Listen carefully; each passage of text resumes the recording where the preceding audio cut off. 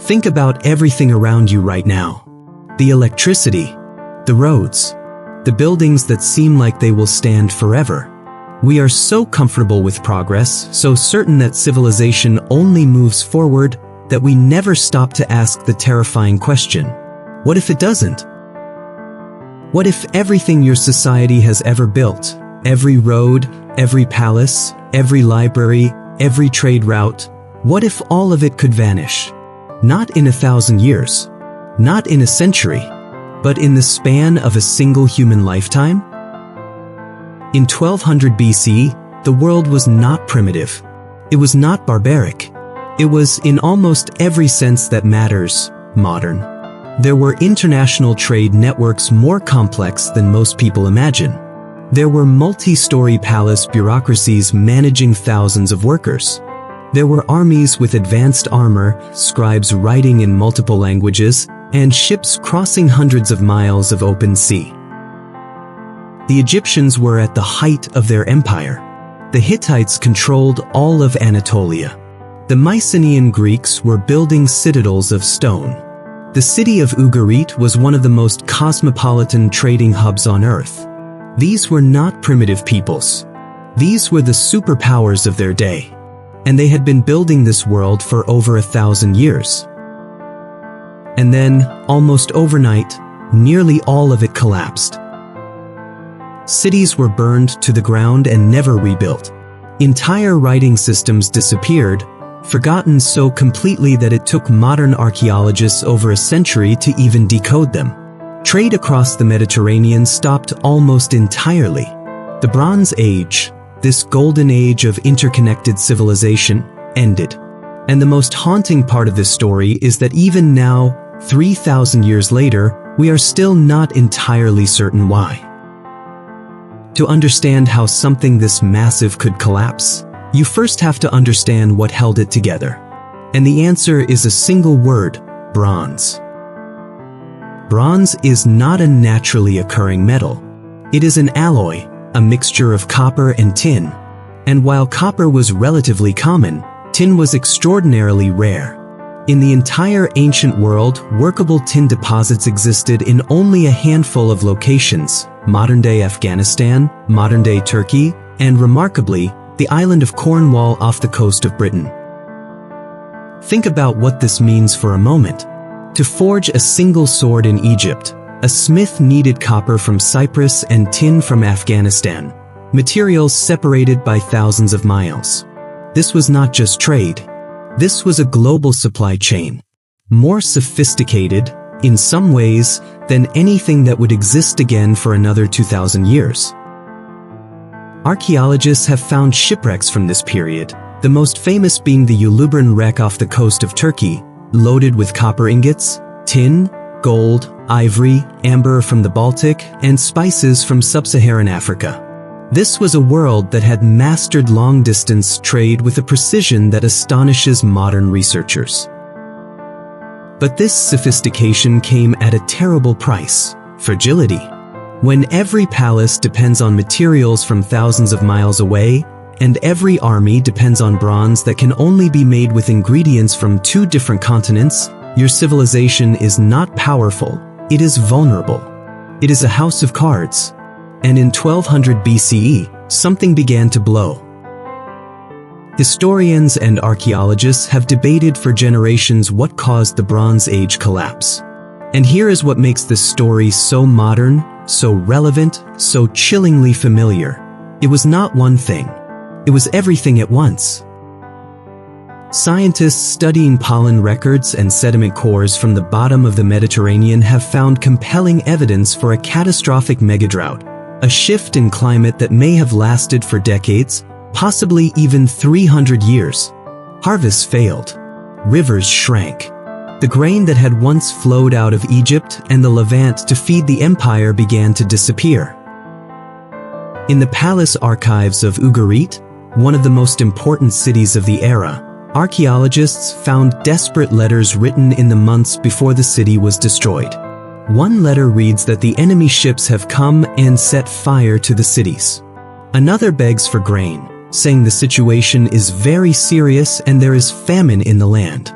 These were not abstract political communications. These were people who knew they were dying. Then came the earthquakes. Geological records show a wave of major seismic events striking the eastern Mediterranean around this exact period.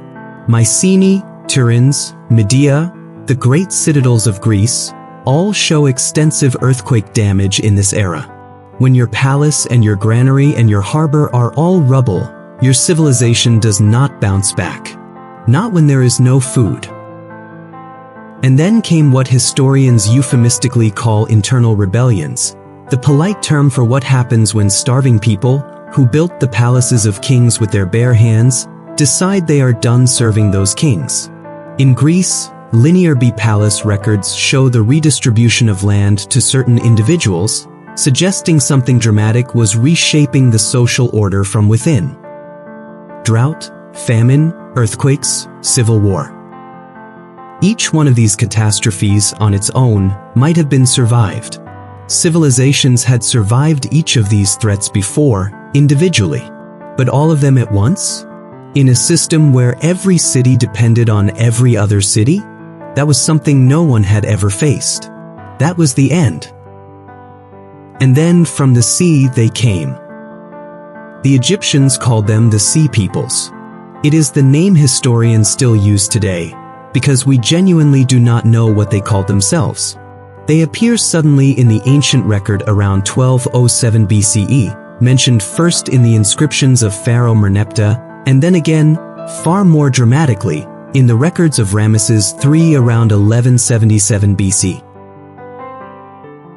Who are they? This is one of the great unsolved mysteries of ancient history.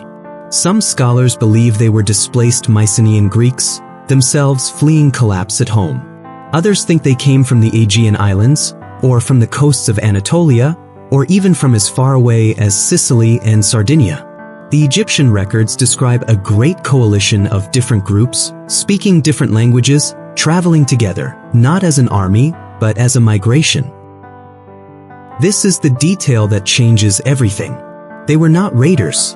The Egyptian carvings show not just warriors, but women and children and ox carts, families, entire communities, moving together. These were not invaders in the traditional sense. These were refugees. People who had already watched their own world collapse, and were now desperately seeking somewhere new to survive. Desperate people, in desperate numbers, with weapons. The results were catastrophic. The Hittite Empire, which had matched Egypt in power for centuries, which had fought Ramesses II to a standstill at the Battle of Kadesh, was obliterated. Their capital Hattusa was burned so thoroughly that modern archaeologists found a thick layer of ash covering the entire site. The Hittites, as a civilization, simply ceased to exist. The Mycenaean Greeks were next. City after city across the Greek mainland was attacked, burned, or simply abandoned. The palace at Mycenae, from which this entire civilization takes its name, was burned. Tiryns, Pylos, Medea, all gone. The surviving Greeks retreated to smaller, defensible positions, to hilltops, to islands. They did not rebuild the palaces. They did not recreate the bureaucracy. They forgot. Only Egypt survived, and even Egypt was never the same. Ramesses III fought the Sea Peoples in a massive land and sea battle, recording his victory in detailed carvings at the temple of Medinet Habu. He won. But the cost was extraordinary. The new kingdom of Egypt, once the greatest empire on earth, slowly declined from that moment forward, eventually collapsing into its own dark age less than a century later.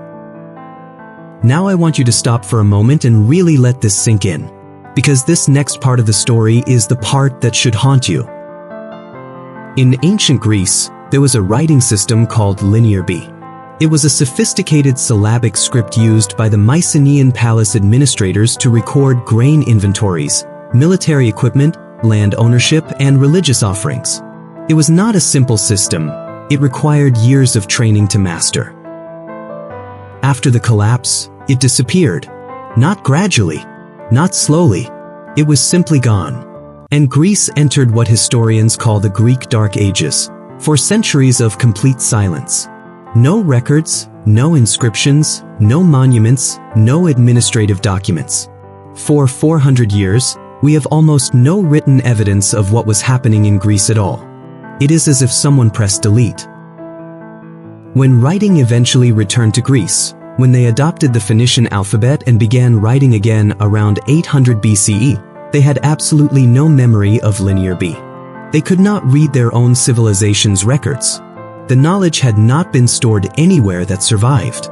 It lived only in the minds of palace scribes who had died during the collapse. When those people died, that knowledge died with them. Think about what it means to live in that world. Your grandparents told you stories of great palaces and fleets of ships, but you have never seen them. You live in a small farming village. You hunt and gather to supplement your crops. You have no king, no palace, no administrator telling you where to go. You are, in almost every practical sense, back to the beginning. The grand cities of your ancestors are now haunted ruins, places of mystery and fear, inhabited only by the ghosts of people who, as far as you know, were gods. And here is the psychological truth buried in this history. Human beings are not built to maintain complex systems.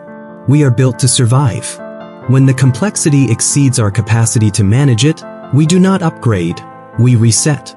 We go back to what works. The campfire, the small tribe, the immediate, the tangible, the known. Here is a question I want you to think about before we move on. If the internet went down forever tomorrow, and stayed down, how much of our civilization's knowledge would actually survive 1,000 years? Our laws, our science, our art, our medicine. How much lives only in digital form, on servers, in clouds, in formats no one has printed on paper? Think about it. We will come back to this. Historians and complexity theorists have a name for what happened in 1200 BC. They call it the collapse of complexity. It is a systems theory concept, and once you understand it, you will start seeing it everywhere. The idea is this: complex societies are efficient but fragile. A simple village can lose its chief, endure a drought, survive a war, and bounce back, because it is self-sufficient.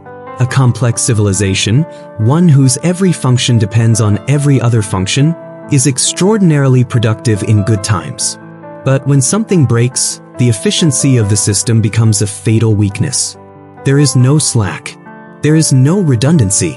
When one part fails, everything fails. The Bronze Age supply chain was the most efficient the ancient world had ever created. And that was exactly the problem. There was no backup. No alternative. No substitute for tin when the Afghan trade routes closed. No replacement for Cypriot copper when sea trade became dangerous. The sword that protected the empire required the empire to already be functioning perfectly to produce. It was a system that could only exist in ideal conditions. And this is the most important lesson of the Bronze Age collapse. The lesson that keeps historians up at night when they look at the modern world. The final cause of a collapse is almost never the real cause. The Hittites did not fall because of the sea peoples. They fell because decades of drought and famine and internal stress had already destroyed their resilience. The sea peoples were just the last push, the final feather added to a scale that had been overloaded for a century. Our world runs on global supply chains. Our food, our electronics, our medicine, our energy. 70% of the world's semiconductors are manufactured in a region that is subject to geopolitical tension. A single pandemic disrupted global shipping for years. A single war in a grain-producing region caused food price spikes on 5 continents. We have built the most sophisticated, most interconnected, most efficient civilization in human history. And efficiency, as the Bronze Age teaches us, is another word for fragility. Let's zoom out, not just to the ancient world, all the way out, far enough to see civilization for what it actually is, not the permanent condition of human existence, but a thin, fragile, improbable layer of organization that we maintain, moment to moment, through trust and trade and cooperation. Civilization is not the default state of humanity. Survival is. For 300,000 years of human existence, Civilization as we know it occupied roughly the last 5,000 years. The Bronze Age represented only a few centuries of that window. And in a matter of decades, it was gone. Not because the people were not smart, not because they were primitive, but because the system they built, however brilliant, was more fragile than they knew. The Linear B scribes stored all their civilization's knowledge in their own heads and on clay tablets in palace rooms. When the palaces burned, the knowledge burned. We store our civilization's knowledge on servers, on physical infrastructure maintained by complex systems of energy and cooling and international supply chains. This is better, but is it different enough? I'm not telling you that collapse is inevitable. History is not destiny. The Bronze Age collapse happened, in part, because the people living through it did not see it coming and had no framework to understand it. We have the framework now. We have the archaeology. We have the science. We have the Bronze Age itself as a warning written in fire and ash and forgotten writing systems. The question the Bronze Age asks us, the question that should follow you out of this video and into your day, is not whether collapse can happen. It is whether we are paying attention. The Hittites had letters from their allies warning them that the enemy ships had come. They had years of drought. They had starving populations. They saw the signs. They just did not understand what they were seeing. 3,000 years from now, if someone is digging through the rubble of our civilization, if they are trying to understand why the lights went out, what will they find? Will they find the warnings we ignored? Or will they find the evidence that we were the generation that finally learned from history? The Bronze Age collapse is not just a history lesson. It is a mirror. It shows us what we are: complex, brilliant, fragile, and capable of extraordinary things. It shows us what we can lose. And in a strange way, it shows us what survives. Not the palaces, not the bureaucracies, not the bronze weapons. What survives is the story, the memory, the warning carried forward in language and in the curiosity of people, 3,000 years later, still asking, what happened? That is the Bronze Age collapse. An entire interconnected world, erased in a generation, and still whispering warnings to us across 3 millennia. If this story stayed with you, if it made you think about something beyond the ancient world, then you are exactly the kind of person this channel was built for. Subscribe, hit the bell, and join us in the next video where we are going to explore what happens in the 1 minute after you die, the science of what your body and brain experience at the exact moment of death. I will see you there. Stay curious.